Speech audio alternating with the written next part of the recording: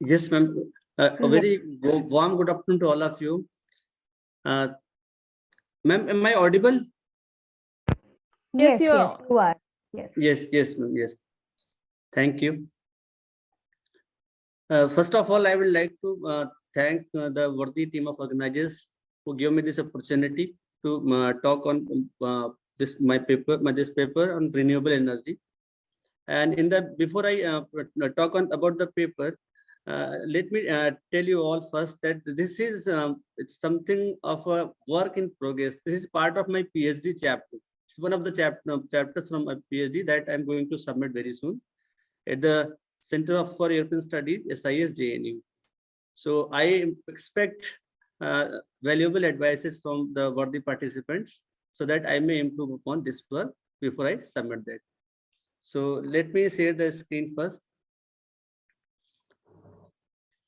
Is it visible, ma'am, the PPT? It is. Yes. Okay. Thank you.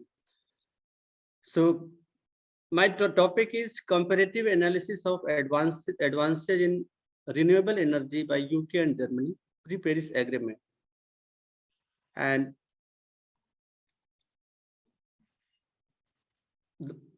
okay, this is the plan of paper. In the first section, the climate change policy in the UK and Germany related to renewable energy is discussed. Next, in the second, I analyze the relation between the per capita GDP and energy use. In the third section, I analyze the energy basket, which means the subsectors of energy and relative weights in two countries. Section 4, I do a detailed analysis of the share of renewable energy in the two countries and their contribution in the energy basket of respective countries. And Section 5, a comparative analysis of the generation and consumption of renewable energy in the two countries is done. Next section, a comparative analysis of electricity capacity and generation through renewable energy is done, which is followed by the concluding remarks. Okay, so first, the introduction. Renewable energy is the talk of not only town, the talk of the globe.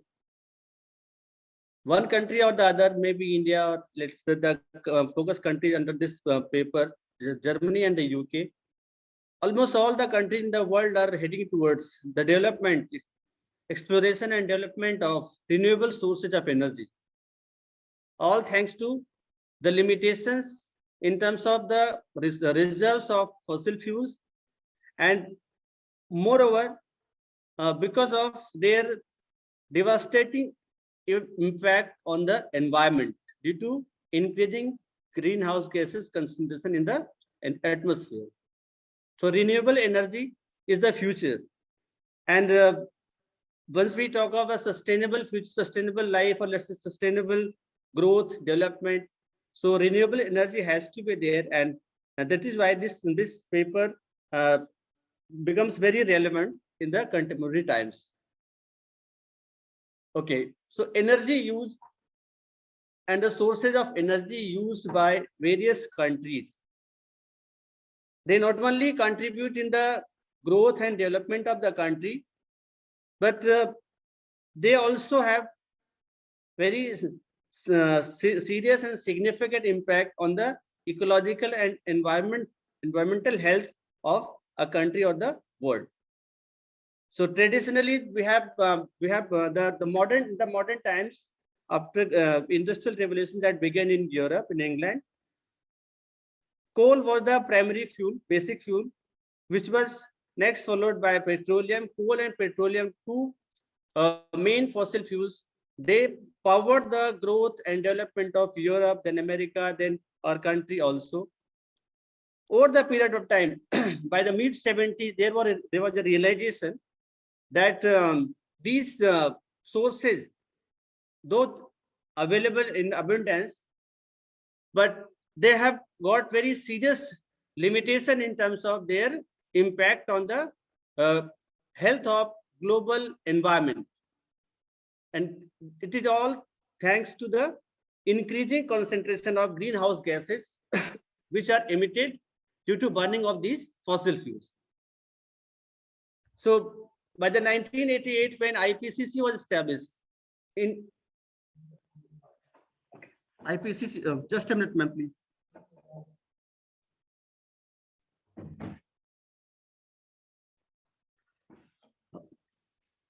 Sorry for the interruption.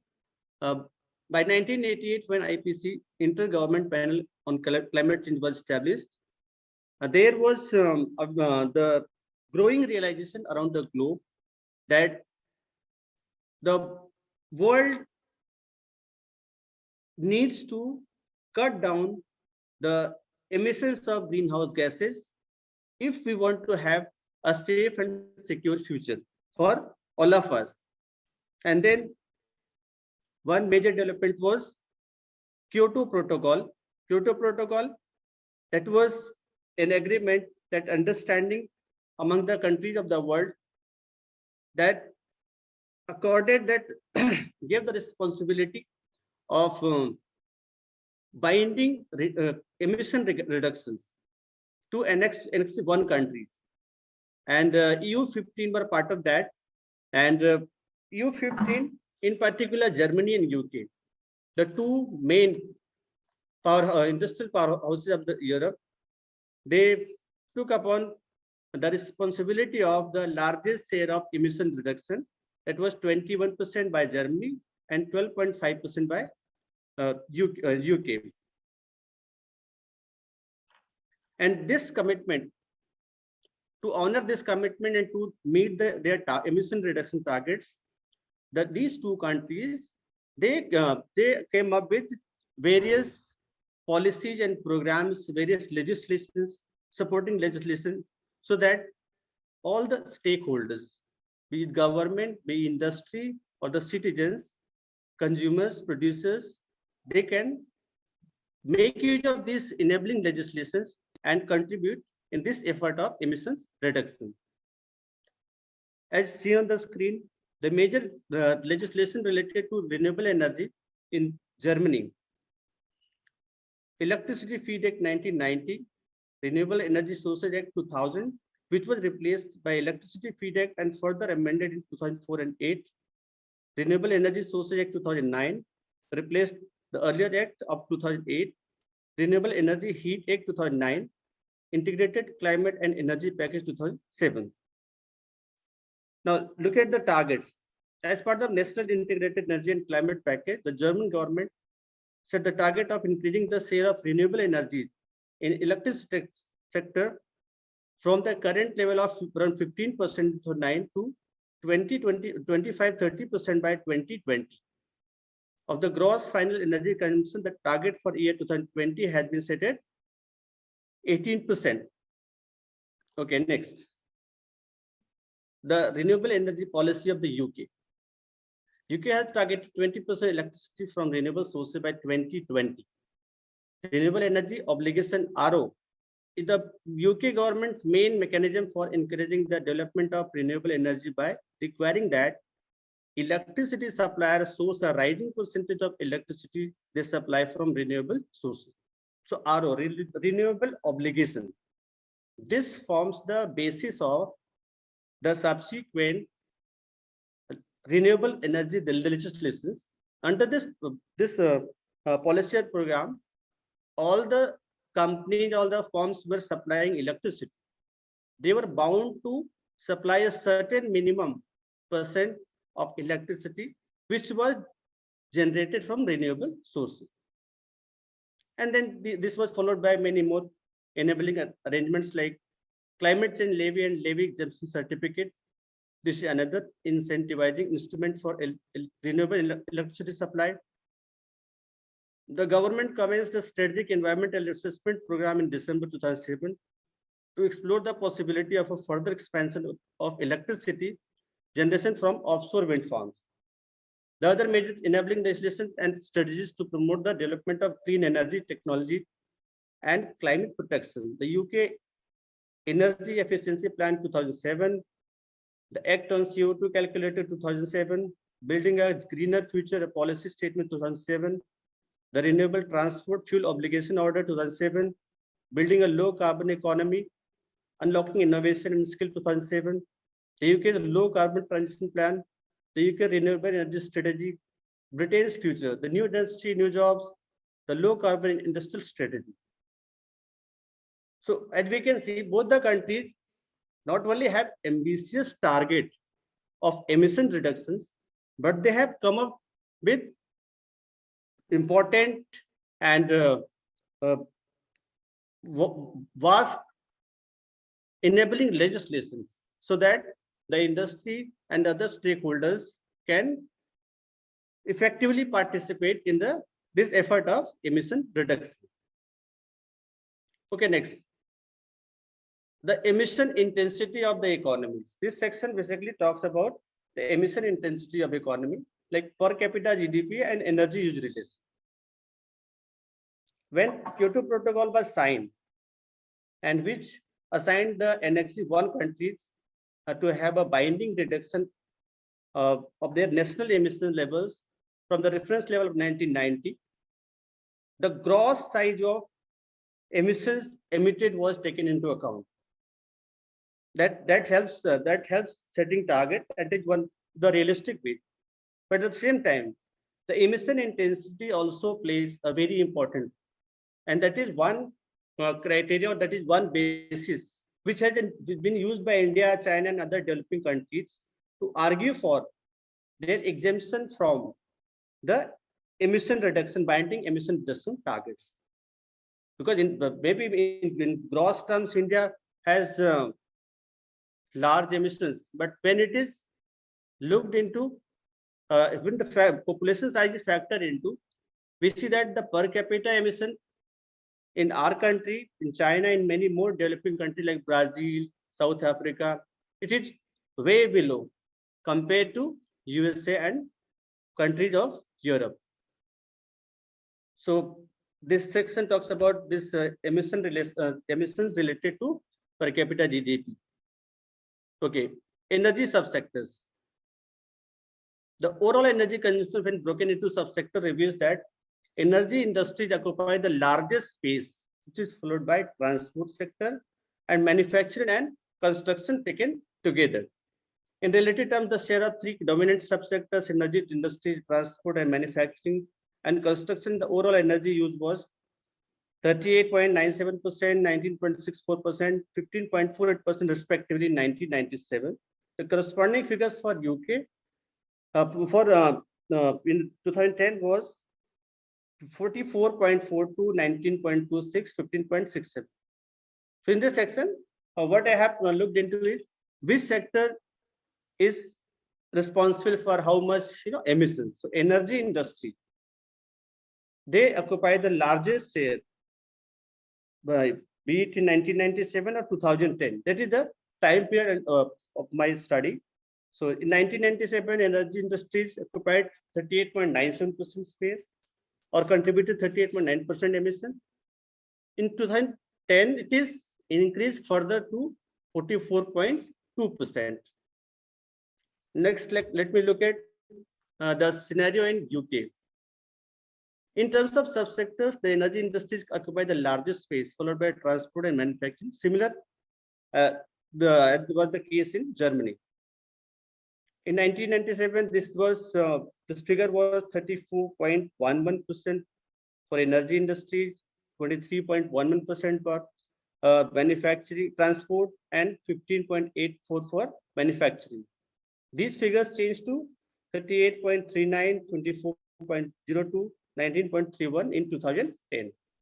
So similar to the German story, the largest space the largest emission comes from energy industry, which is followed by transport and manufacturing. And all these three figures, they increase further in the by the year 2010. Okay. So next section is about share of primary energy from renewable sources. Both Germany and UK have given high priority for the development of the renewable sources of energy. The share of primary energy from renewable sources in Germany and UK was about 1.6% and 0.6% in 1997. So look at this figure. This gives us the base. In the beginning, when Kyoto Protocol was signed, the energy generated from renewable sources in both these countries were comparable. But by 2010, what has happened? by 2010, these figures changed to 8% energy is generated from renewable sources in Germany, but in UK it is merely 3%. So that shows the difference between the success of the policies adopted in the two countries regarding the energy generated from renewable sources. Okay, next. Share of electricity production from renewable sources. Again, look at the figures for the years corresponding to 1997 to 2010. In the 1997, it was 2% for UK, 4% for Germany, which further changed to 16% for Germany and 6% for you in 2010. So as in the case of overall energy, we can see the electricity generation also, production also has increased, expanded massively in Germany as compared to UK. So this is a comparative study and comparative picture that we can see from these figures, that German story in the field of renewable energy has been remarkable, more successful, which we will see in the subsequent sections also. Comparison between renewable energy consumption and generation in UK and Germany. In 1997, since the share of renewable energy in the total primary energy as well as total electricity production was very small, so per capita renewable energy consumption understandably would be low. I mean, as it is common sense, when the gross energy generation itself is very small, per capita consumption will be low. But gradually, how much does it had changed? From 1997, it was less than 1 megawatt hour in both the countries, 0.35 megawatt hour and 0.85 megawatt hour in UK and Germany, respectively. But in 2010, it increases to 3.7 megawatt hour in UK, in Germany, while in UK it rises to 1.4 megawatt hour only. So again, in terms of generation and consumption, in from both the perspectives, the increase or the expansion in renewable energy has been smaller, comparatively smaller in UK than that in the Germany. Okay.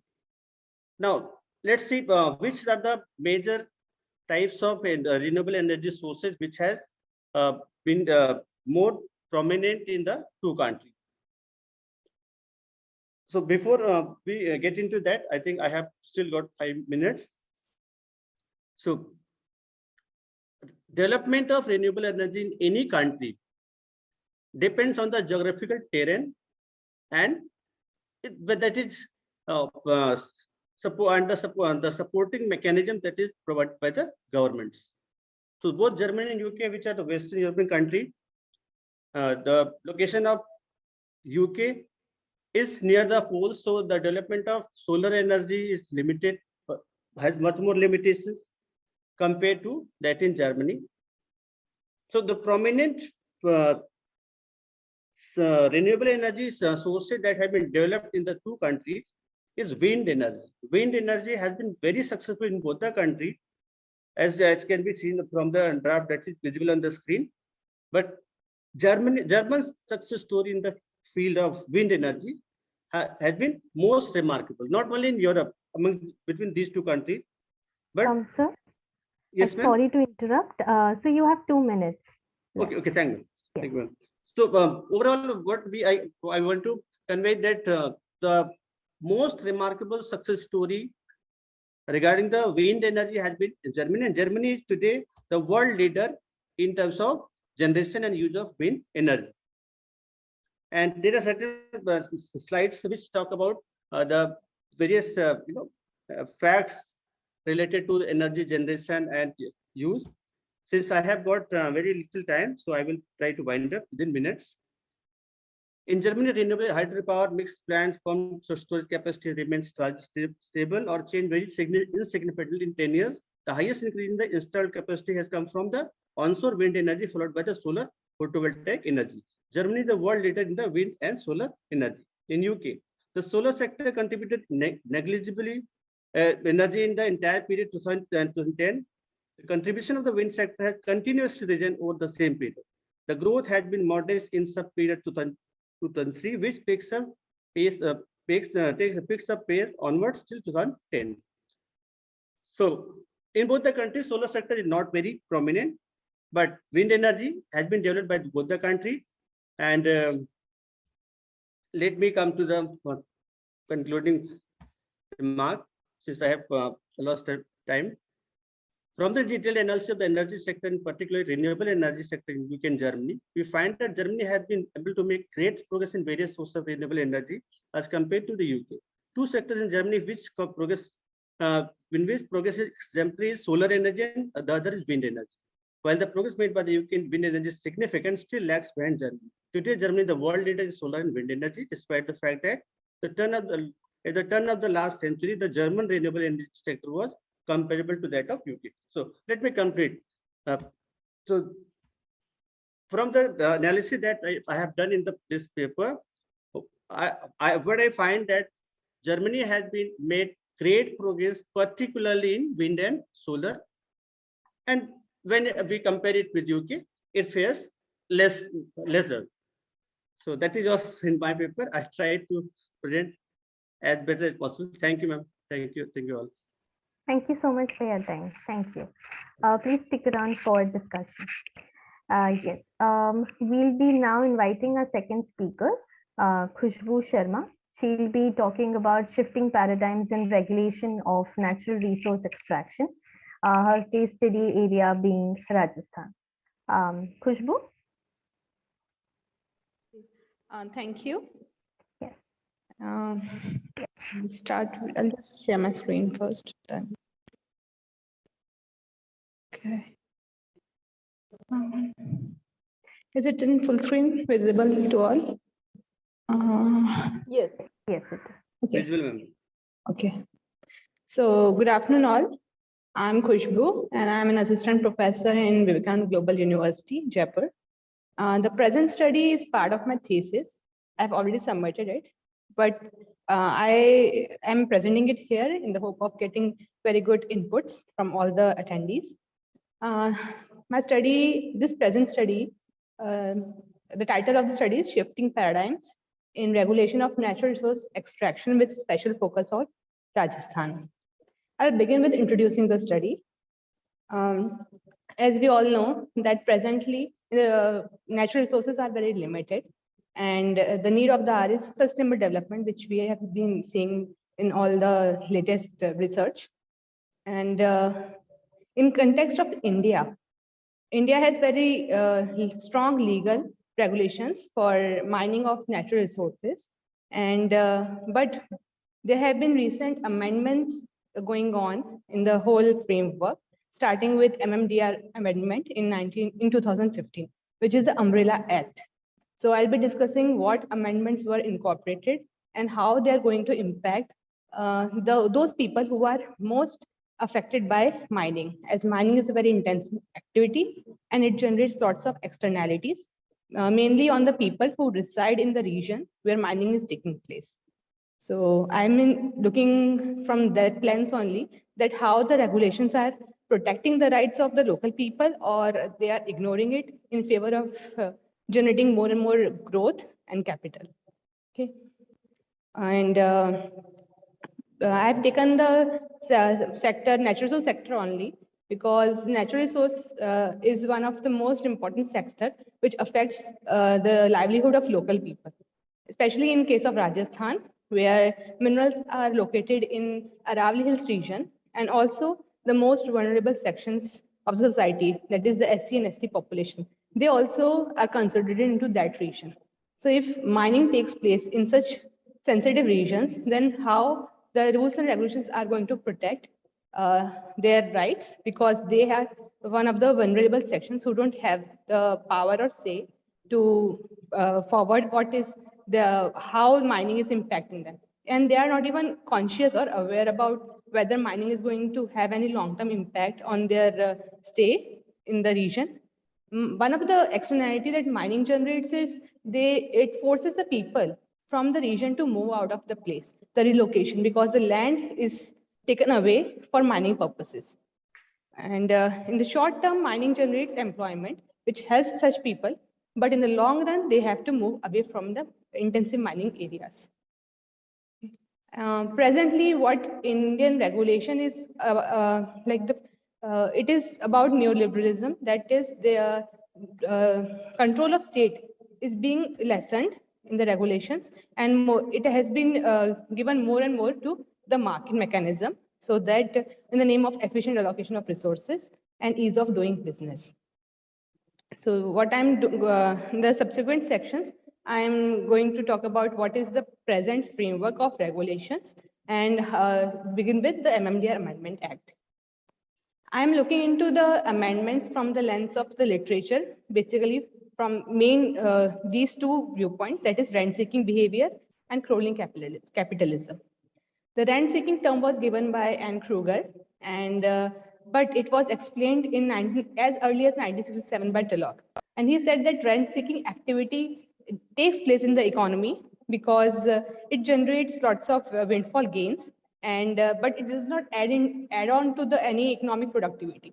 And what is rent-seeking behavior? It is like when an activity generates lots of windfall gains, the actors, they try to capture as much rent as possible for their own, and without doing any economic productive activity. The crony capitalism has been derived from this rent-seeking behavior only. It states that when a sector generates lots of windfall gains, the actors which are involved in the whole activity.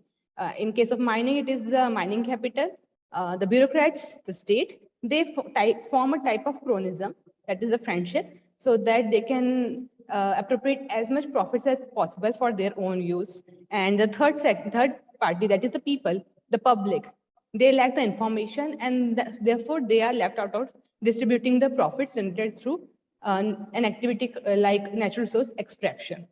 Okay. And the process through which the windfall gains are accrued, it leads to centralizing power. That means that the power from the second and third tier of the government, that is the state and the local government, it is taken away, and it is centralized at the center level, so that their power to regulate the rules and regulations themselves is more with the central government as compared to the state and the local government. Presently, the institutional architecture of mining in India is that there are 5 types of minerals classified, and each type of mineral is under the purview of separate ministries. The state governments have the authority over minor minerals only, and the other major minerals, metallic fuel, non-metallic and atomic minerals, are under the purview of central government only. The first step in changing the paradigm was the MMDR Amendment Act, and it was lauded for its ease of doing business framework. Like it has modified the 1957 Umbrella Act so much so that now the mining environment has totally changed. It started with the number one, it increased the mining lease time period from 30 to 50 years. Already it is very difficult to monitor how the mining is being progressing, whether the terms and conditions which were decided during the time of concession are being followed or not. And then by increasing from 30 years to 50 years, it has made it even more difficult for the authorities to regulate mining.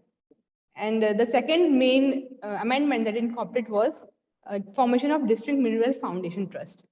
Now, District Mineral Foundation Trust was very much needed because it focuses on how the benefits can be distributed with the local people. But it has been criticized, which I'll be discussing in the next section. And this Amendment Act, another major amendment was introduction of auctioning. Auctioning process is based on market mechanism. So a sector like natural resource sector, which is one of the sectors where market fails, we have introduced auctioning. That is, government is taking away its power away from the decision-making process, and it is being transferred to the market. So it is nothing but commodification of a natural resource sector. And these natural resources, that is environmental goods, theory states that they cannot be commodified because they don't work, they are not equal to the economic goods, and therefore they cannot work in the same principle as other economic goods do. And the fourth amendment was the formation of National Mineral exploration trust. So it is nothing but the government is going to spend money in R&D so that more and more minerals can be found out and extracted. Because I'm just focusing on how the rules and regulations which are being changed are going to impact the local population, I'm focusing on the District Mineral Foundation Trust. It states that will be a non-profit body, and it is, but it has been criticized on many grounds, one of which being that the major stakeholders, they have not been included in the decision-making process. When the stakeholders, they are not included, then how the funds that has been accrued in DMFT are going to be distributed to the people who have been affected by mining.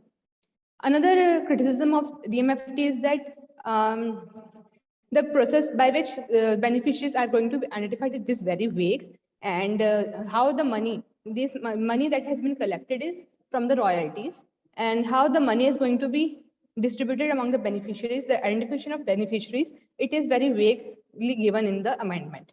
Third one was that what has been coming out after the formation of DMFT, which was in 2015, last 6 years, the other studies that have been carried on at the ground reality is that the funds is being used for normal infrastructure generation projects like road building, schools, and not even in the areas where mining is actually taking place.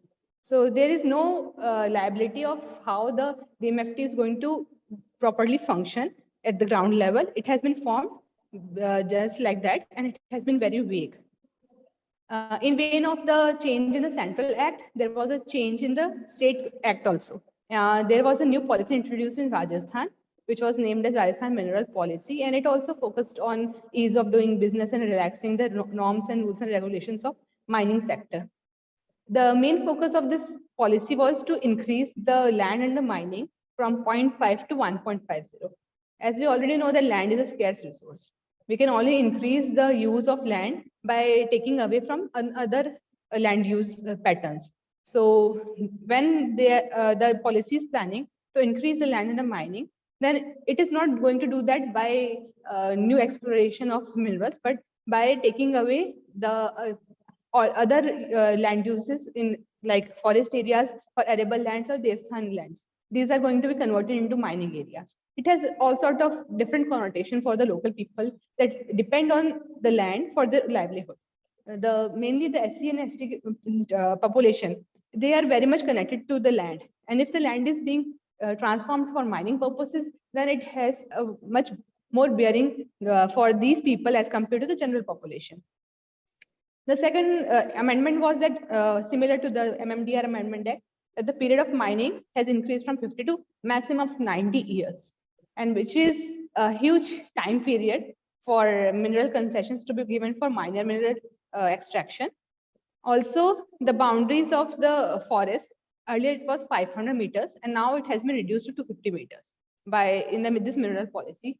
It is just to promote how much land can be incorporated for mining purposes. And the last one was that the power of local bodies, that is the Gram Panchayat, Panchayat Samitis and Zilla Parishad, it has been taken away in the mineral policy. And that is what literature says, that there is a centralizing power. The center to promote and to formulate rules and regulations for their cronies, they take away the power from the second and third tier governments. Lastly, there was an amendment, recent amendment in the National Mineral Policy, which was developed on the MMDR Amendment Act. Whatever shortcomings were there in the previous amendments, they were tried to be overcome. It was tried an attempt to overcome those shortcomings. And one of that was that exclusive mining zones will be established, where the land will be only for mining purpose and no other purpose. Another one was that ease of clearing out the mining, the rules and regulations were eased so that the clearance process can be quickly done. Now, mining, before beginning mining activities, there are lots of clearance process, because mining will be provided for no less than 50 years to more than 90, up till 90 years. So clearance should be very clear that the environmental impact assessment, the social impact assessment should be carried out properly. And if there is a pressure to do away with the clearance process, as quickly as possible, then the EIAs and the forest clearances, they are being neglected for the purpose of creating more and more mining capital. The third amendment was that the relief and rehabilitation of displaced and affected persons, the devolution of mining benefits to project affected persons through DMFT, and how it will ensure the rights of the tribal communities. It was one of more improvement as compared to MMDR. They are actually talking about that mining has an impact on the tribal communities, and there has to be some measures to overcome the negative externalities generated by mining on tribal communities. But now this policy is being criticized. Why? Because there are lots of loopholes, lots of vagueness in the policy document, that how the DMFT is going to benefit the tribal community and not the general population. And the fourth one was dedicated mineral corridors development will be an inland waterways to facilitate the transportation of minerals. So that also adds on to the polarization process of vulnerable sections of society by taking away the benefits of mines away from the centers of development towards the centers of development, and what remains behind are the negative externalities with the local people. Lastly, I'm focusing on Rajasthan Panchayati Raj Act. It was not a part of the paradigm shift, but this act is one of the major acts in Rajasthan which protects the right of tribal population. The Panchayati Raj Act is based on, especially in the Schedule 5 areas, because Rajasthan has around 8 districts which lie under Schedule 5 areas, and they also collide with Aravalli Hills region, which is rich in minerals. So till now, the Rajasthan Panchayati Raj Act and the rules and regulations given in it for many, the power of local bodies to regulate the mining in their region is from 1999. After that, it has not been modified, even after when the Ministry of Panchayati Raj at the central level, they have sent a report to all the state governments, which was carried out by Environment Legal Defense Firm, pointing out that what are the shortcomings with their Panchayati Raj Acts and how they can protect the rights of tribal people. The report, it clearly stated that the powers which are given to local government bodies, they are only discretionary and they have to be strengthened. That the say of the local government in the mining process has to be strengthened. But it has been time and time again neglected by Rajasthan government, and still it does not even differentiate between scheduled and non-scheduled areas. Because only minor mineral concession rules are applied for state governments, and in that rules, there's no distinction between scheduled and non-scheduled areas, which is in direct violation to PISA Act. So what I'm concluding is, yes? Yes, you're left with 3 minutes. Yes, I'm just concluding it.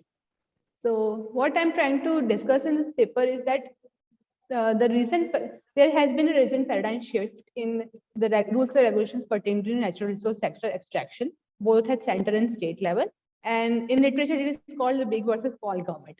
The central government is accruing more and more power. That is, it is becoming more powerful, which is a big government, and it now has power to regulate the mining environment to its own cronies, and the rights of the local people, who are one of the most powerless sections of society, they are being taken away.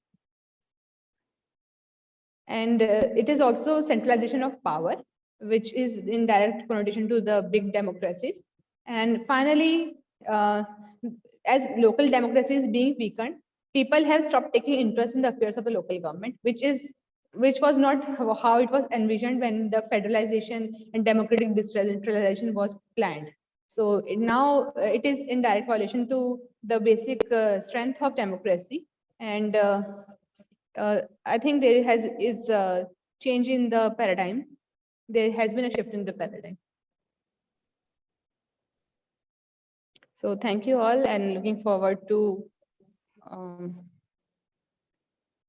your inputs. Thank you. Thank you. Thank you so much. That was a very interesting paper. Thank you so much. Please stick around for questions. Yes. I would now like to call our third speaker, Mr. Bishi. He'll be presenting on the effects of adaptation to climate change on technical efficiency of paddy farmers in Pannamaram. Hello, am I audible? Yes. Yes. Okay, Okay, thank you, Sanchita. Okay. Let me first share my screen.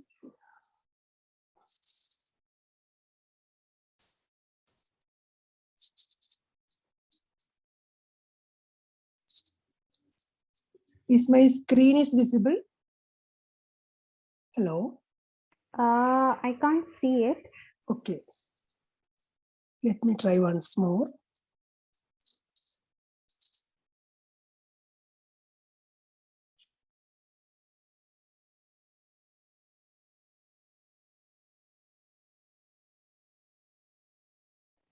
It's yeah. Okay. Yes, I can see your screen. Yes. Okay. Very good afternoon, one and all. First of all, I would like to express my sincere gratitude for including my paper on annual conference on economic and public policy organized by Jindal School for Government and Public Policy. Actually, this research work is part of my PhD thesis that I'm going to submit soon. So I'll be presenting today the second part of my research. And for that, I heartily welcome all the fruitful comments and suggestions and addition. Okay, now coming to the introduction. The topic that I'm going to speak, as I said, Sanchita, effect of adaptation to climate change on technical efficiency of paddy farmers in Panamaram. Agriculture sector is at the heart of the economies of the less developed countries. However, the importance of this sector in the context of less developed countries reveals decreasing contribution of agriculture to gross domestic product on the one hand, and increasing dependence of growing population in agriculture on the other. So with reference to Indian economy, this is even true that when we can see when more than 70% of rural households depend on agriculture and provide employment to over 60%, however, contributes only 70% to GDP. Recently, the central role of agriculture in the growth and development process has been challenged due to many reasons like perhaps policy, technological and environmental related problems which constrains agriculture to realize its full potential. Intergovernmental Panel on Climate Change, that is IPCC, in its major assessment report, undoubtedly states the presence of ongoing climate change.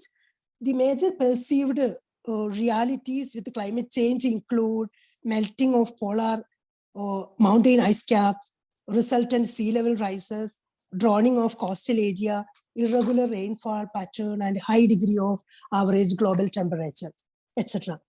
That is, it is in addition to the extreme climatic conditions such as drought and flood.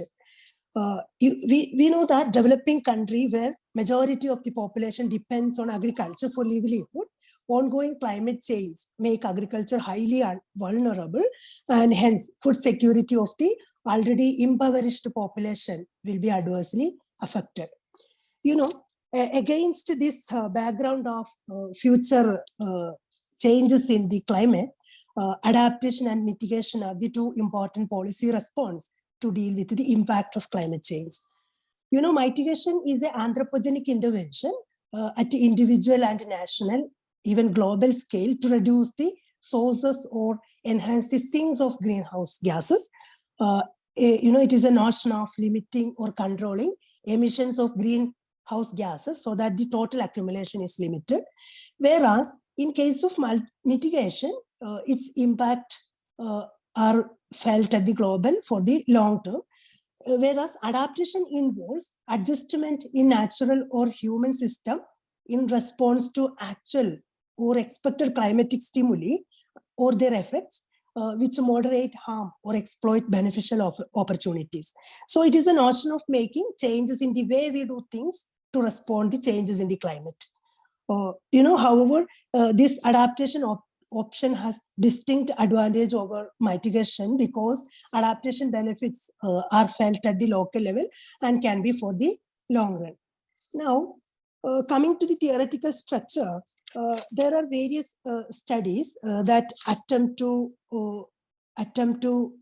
understand the relationship between climatic variability and technical efficiency, of which, like in 2012, Amin investigated the impact of climate variability on the production efficiency of farm in Kansas of United States. Later in 2012, Deep Mukherjee in a study focuses on potential impact of heat stress on milk production efficiency for a sample of dairy farms from the southeastern United States.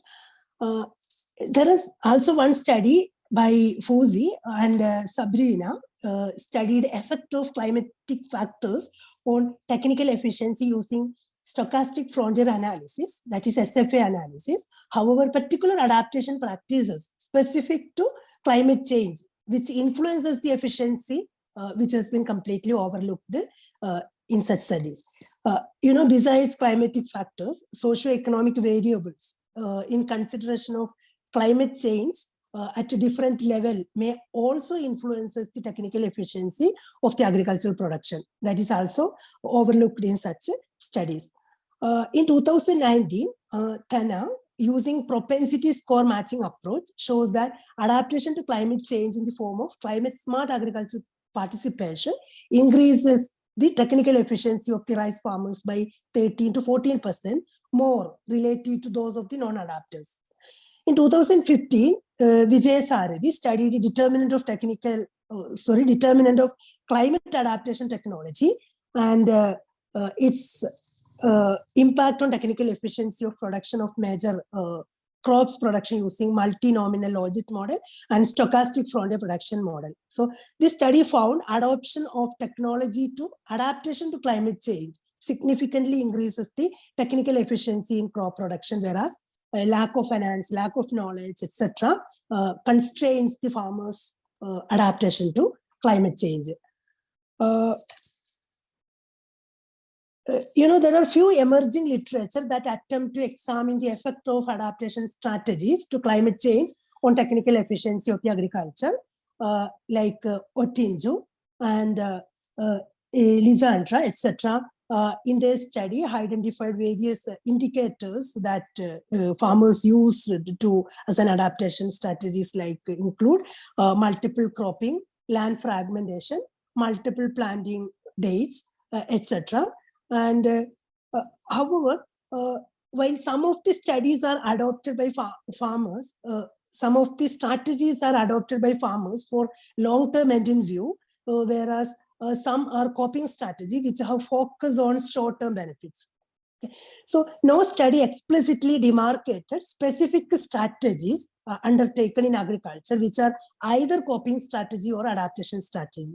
So the present study is an attempt to understand effects on technical efficiency of both coping and adaptation strategies to climatic variability.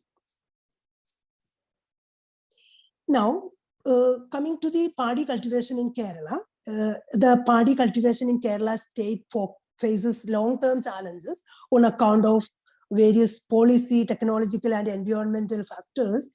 There has been a persistent trend in decline of growth of area under cultivation, production and productivity of paddy cultivation. Both price and non-price factors have been identified in connection with those associated with the climatic variable also may be identified as a reason for this backward performance of the paddy cultivation in Kerala. And also at present, Kerala has the shortage of around 84.46% of rice production. So there are large number of studies reported deceleration in agriculture production started in mid-1970s. So against this background, the present study made an attempt to understand performance of paddy cultivation in terms of adaptation practices and coping strategy and its effects on technical efficiency. Now, the study area selected is Wayanad district, because the state action plan on climate change in 2014 reports identified Wayanad as one of the 4 major climate change hotspot district in Kerala. Climate change hotspot analysis of Wayanad district shows that resilience of the farmers to climate change is dismal due to a number of socioeconomic and geographic factors. Not only that, Wayanad district is exposed to extreme climatic conditions such as drought and flood, particularly the adverse effect of the 3 consecutive floods that happened all over the Kerala since 2018, and its effects on biodiversity, livelihood, inhabitants' well-being of all the areas have been adversely experienced. So not only that, moreover, Wayanad has the higher concentration of tribal population with the livelihood mostly derived from high climate sensitive agriculture and allied activity. So the higher geographical fragility along with the irregular seasonal changes in climate make farmers in Wayanad over the years to resort adaptation and coping strategies such as changes in cropping pattern, lift irrigation, etc. and so forth in order to increase the production of farm output. So coming to the data collections, the study uses cross-section data from 138 paddy farmers from Panamaram Community Development Block, and study used multi-stage random sampling. In the first stage, 3 blocks are identified according to the area under paddy cultivation, and 1 community development block having largest area under paddy cultivation is selected. In the second stage, all 5 Gram Panchayat in Panamaram block is selected. In the third stage, 27 to 28 samples selected from each Gram Panchayat as the sample unit, which make the sum of 138 sample size for the study. Now, coming to the analytical framework, one way in which the performance of production unit is analyzed by using concept of efficiency. Paddy farming as a production unit is said to be technically efficient if it is able to produce maximum possible output from the given set of input. So the present study used technical efficiency to assess the performance of paddy cultivation in context of climate change. So the use of this method has the following advantage. Like it assumed in the study that paddy farmers adopt various coping strategies and adaptation practices are likely to be more efficient. So therefore, it is possible to measure factors of inefficiency in paddy cultivation, which originate from variation in coping strategies and adaptation practices by the paddy farmers. Another advantage is that such an analysis will have sufficient policy implication for improvement of efficiency by considering better adaptation option to climate change. In other words, suitable adaptation practices that contribute for the improvement in the efficiency of paddy cultivation can be identified. Now, there are mainly non-parametric and the parametric approach for measuring efficiency of the production unit. Data envelope analysis is a non-parametric approach where model estimation require data of input and output only. It is a deterministic in the sense that all deviation of output from maximum possible output is attached due to inefficiencies. And the second method is the stochastic frontier approach, is a parametric approach where coefficient of independent input variable in the production function can be estimated. Not only that, SFA, that is stochastic frontier analysis, take into account 2 types of random error, which originate from usual stochastic as well as inefficiencies in nature. So the present study adopts stochastic frontier specification of production as it best suits the objective of the study. I'm not going to present the mathematical specification and all due to time constraint. Coming to the main result and conclusion, this table shows the distribution of the paddy farmers according to socio-economic characteristics. This table shows that more than 60% farmers are older age, whereas only 38% farmers are found belong to younger age. So very younger age generation, paddy farmers are found very less in Panamaram, where growing aversion of them towards paddy farming in particular will have implication for the sustainability of paddy cultivation in the next generation. This table also shows that typical joint family setup suitable for laborious paddy cultivation is fast destroying from the study area. And also level of education among paddy farmers in Panamaram shows that around 9.4% are illiterate farmers, whereas majority of them have completed secondary education. This table also shows that 19.6% paddy farmers operated with less than 1 acres of land, and 20.3% operated on more than 4 acres of land. So majority of the paddy farmers in Panamaram are medium-sized. That is, they have 1 to 4 acres of land, where 60.1% of them are operated between 1 to 5 acres of land. Average holding of the paddy farmers in Panamaram is stood at 2.2 acres. So the analysis of the paddy farmers' experience shows that 50% of the paddy farmers are 20 to 40 years of farm experience, whereas more experienced farmers and less experienced farmers are relatively less. This study also made an attempt to understand the perception of the paddy farmers in order to understand farmers' perception towards climate change before carrying out any analysis of the effect of climate change induced decision by them.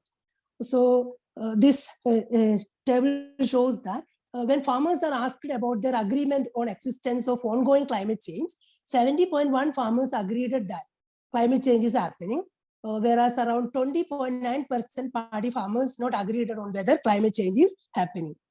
And when asked about awareness about climate change, while majority of the farmers could relate with the flood, drought, excess rain, weed attack, delay in rainfall. However, very few gives inappropriate perception about climate change by the description with the ozone layer depletion and even to doomsday surprisingly. Okay, now to understand perception on climate change by farmers from different dimensions, the present study also made an attempt. Farmers have been given 2 climate change stimuli such as temperature and rainfall.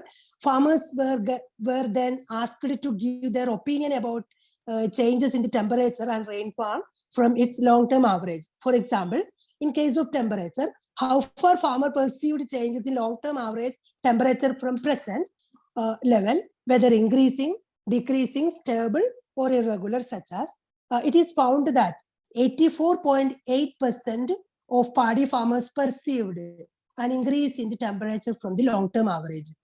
And in case of rainfall, out of 138 sample farmers, 50.7% of them have perceived an increase in nature of present rainfall. And in order to understand most important climate change factors perceived by the paddy farmers, Garrett ranking technique is used.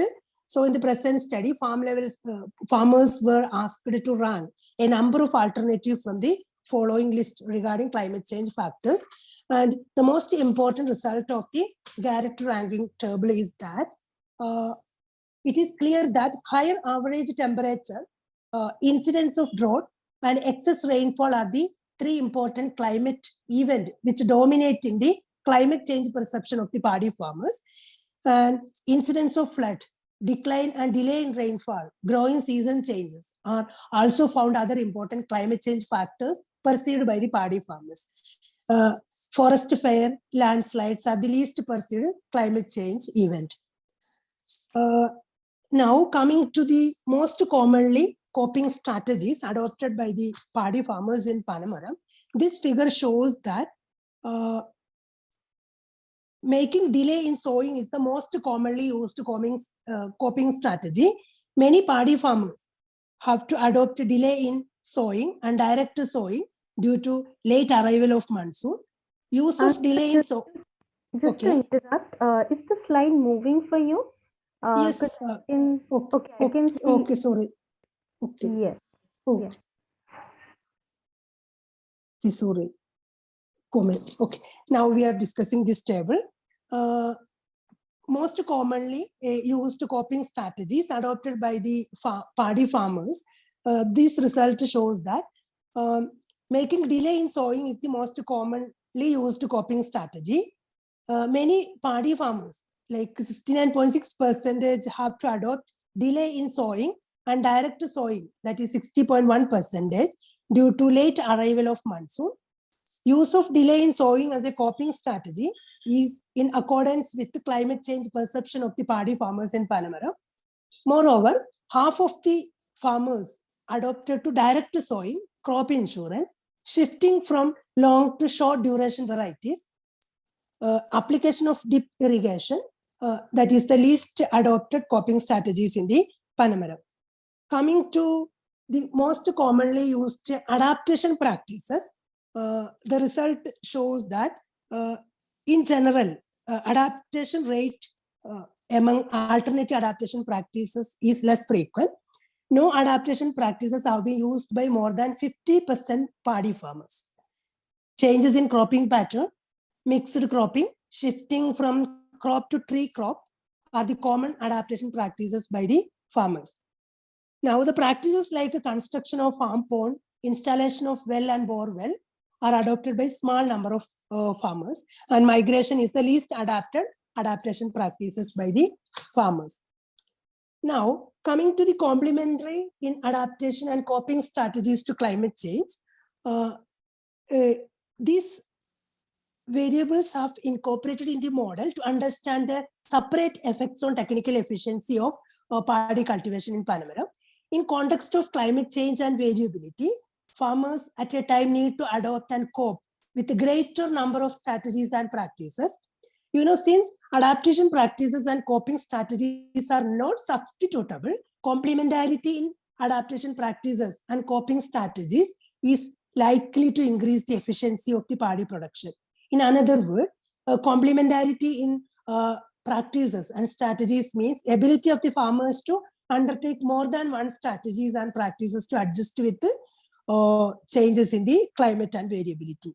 So the result shows that complementary adaptation practices by farmers shows majority adopted 3 to 7 number of practices. There are only 7 farmers adopted at least 8 number of adaptation practices, and there are 7 farmers adopted only 2 number of adaptation practices. In case of complementary coping strategies, majority of the farmers adopted 4 to 8 number of coping strategies. However, no farmers adopted all coping strategies at a time in their farm. So maximum, okay. Last 2 minutes. Okay. Maximum number of 2 coping strategies adopted by the 1 farmers, and 5 farmers adopted maximum of 5 number of coping strategies. Now coming to the determinant of technical efficiency. This result shows that, and after that I'll just conclude. The efficiency model shows that inefficiency effect exists in the model because the gamma ratio, which shows 1, this ratio explains variation in frontier output on account of farm specific factor and adaptation practices, as well as coping strategies by the farmers. If technical efficiency present in the model, gamma ratio will lies between greater than 0 and less than 1. So estimated coefficient for education, age, adaptation practices is negative and highly significant. Estimated parameter for complementary adaptation practices is also negative and significant, implies that greater the combination of alternative adaptation practices adopted on their farm, better the farm to adjust with the climate change and it decreases the inefficiency of the paddy production. Now, coming to the conclusion, the main objective of the present study is to understand the effects of adaptation practices to climate change on the technical efficiency. The treatment of adaptation practices and coping strategy separately in the technical efficiency model is first attempt in this field of research. Prior to the analysis of effect of climate change adjustment practices on efficiency of paddy cultivation in the study area, an attempt to understand climate change perception of the paddy farmers is also tried to understand. When majority of the paddy farmers agreed on the existence of ongoing climate change with an increase in long-term temperature, incidence of drought and flood, excess rain, decline and delay in late arrival of rainfall are the climate change factors dominating the paddy farmers' perception. So in response to late arrival of rainfall, making delay in sowing. Making delay in sowing is the common coping strategies adopted by the Panamaram paddy farmers.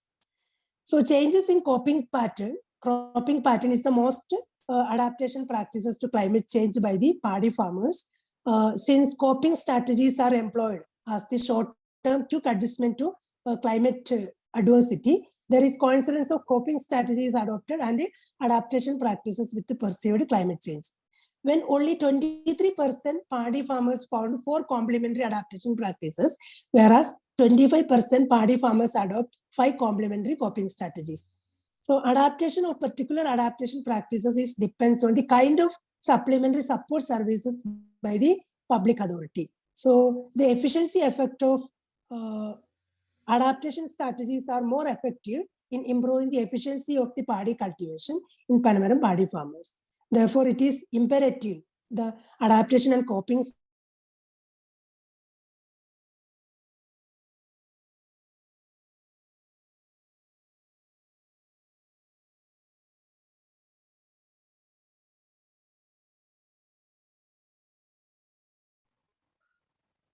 Thank you for that presentation, Bashir. You can stop sharing your screen now.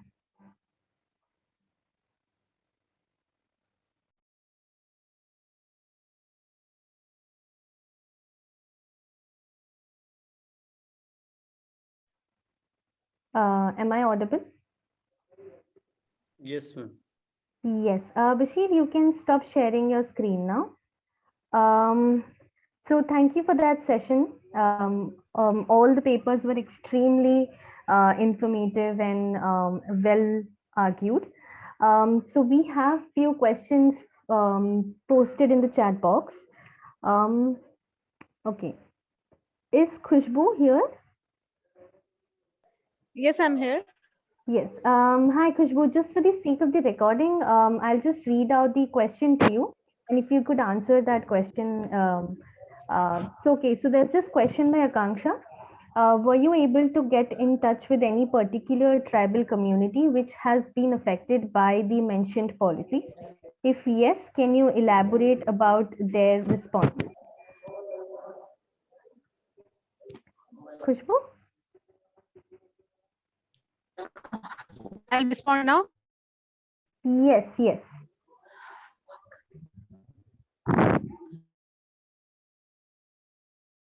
This was part. Am I audible, right? Yes, you are. Hello. Okay. Okay. So this was part of my thesis, and I did my survey in Udaipur district, where majority of tribal communities in Rajasthan are concentrated. So there I found that tribal communities, they lack environmental consciousness. So they are not aware about what are the policies that are being incorporated or how they are transforming. What they can just perceive is what directly is affecting them. And in the meantime, what they see is that and mining is generating employment that is good enough for them. It is giving them compensation for the land which is being taken away.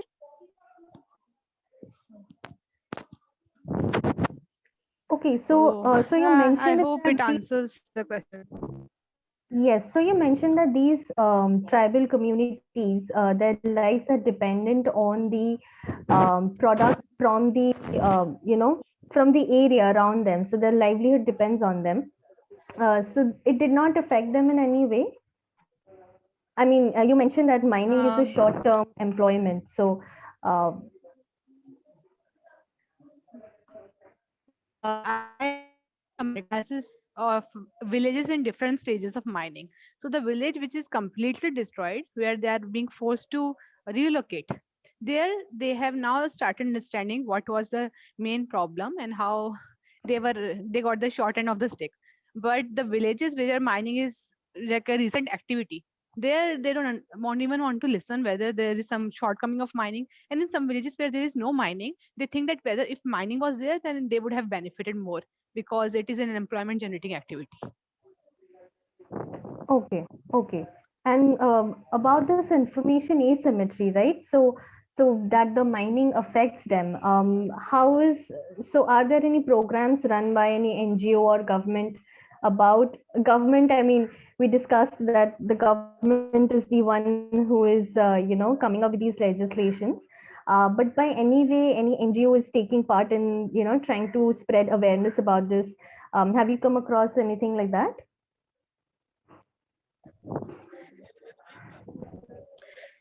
See, these tribal communities, it is very difficult to venture into these areas and then try to change their viewpoints because the locals have lots of power there. These are all scheduled areas, and the dominant tribes are the scheduled tribes, and the leaders are also from the same tribe. So they listen to the leaders. And if any NGO tries to venture there and generate like mining is going to hamper them, then they are chased away. It's a threat for NGOs also to work there.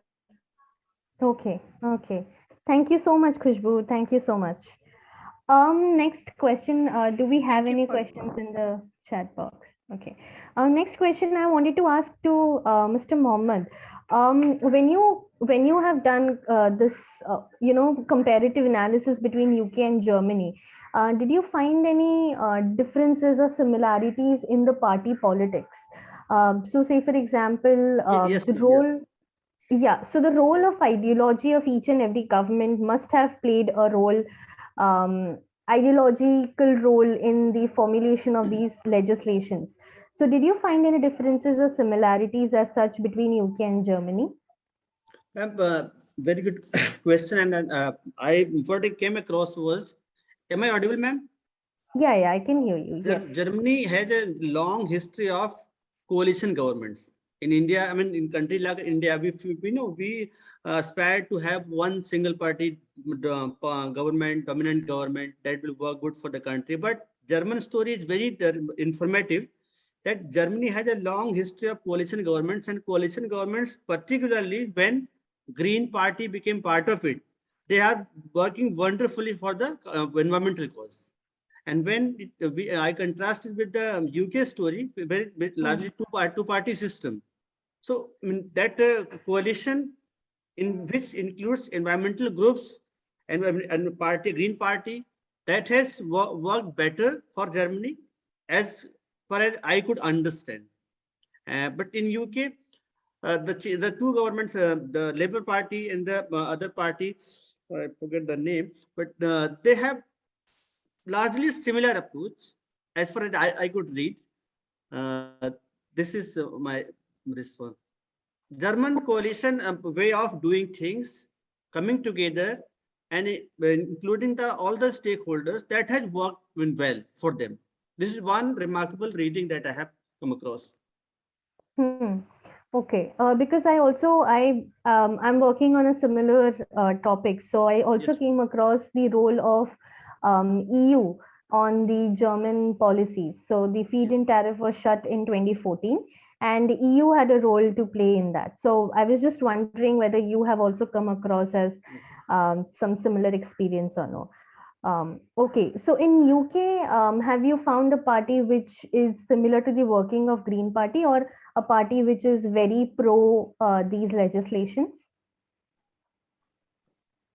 I mean, that is a question I cannot answer right now, because I did not, I mean, observe any such specific thing.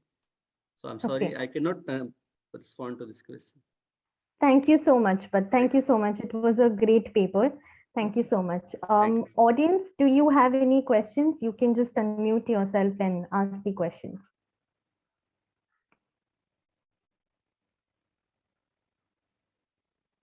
Yeah.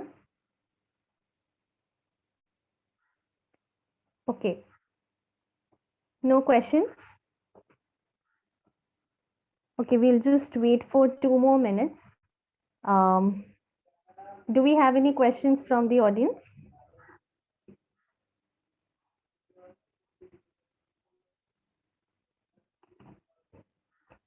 Okay, I wanted to ask then to Mr. Bashir, when you were conducting this field research, did you come across as similar situations in other parts as well, except Wayanad? That was your case study area. So did you come across as some other area, tribal area, or probably non-tribal area, who was adapting or mitigating to climate change in a similar fashion?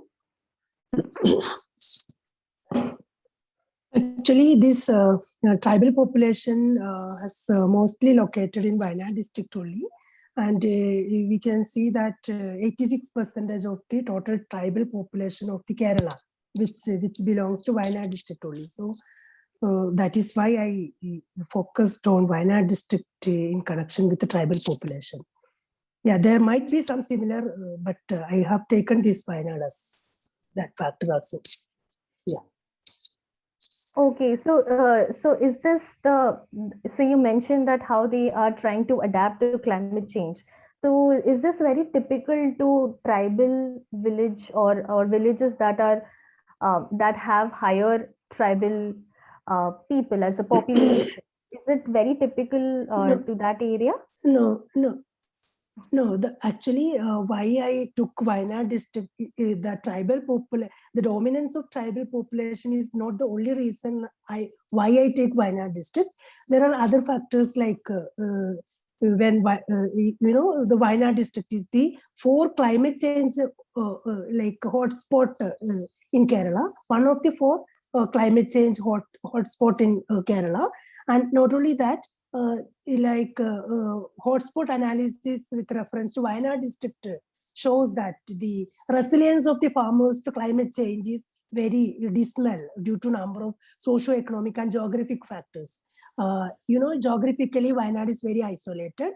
There is no there is no railway accessibility. There is no airway accessibility. The only means of transportation, that geographical isolation is there.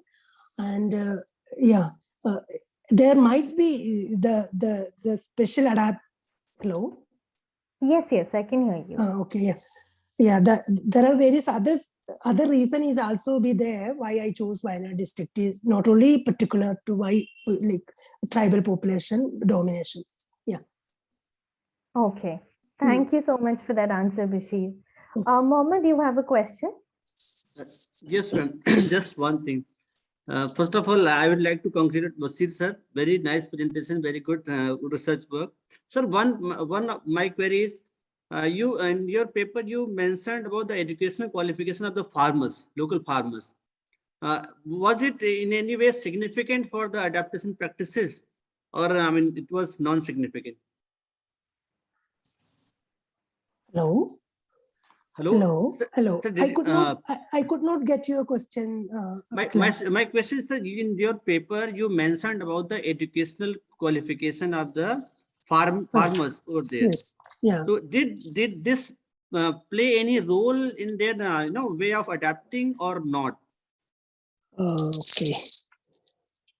No, I just when I see the socio-economic characteristics of the paddy farmers, I have taken that variable into account. But I have not specifically looked its effects on influencing the technical efficiency and all. That is what, yeah. Okay, thanks. Thank you so much, everyone. Anybody else has any question? Anybody from the audience wants to ask our speaker? Okay, great. So if there are any questions, please do ask. If not, we can close this session.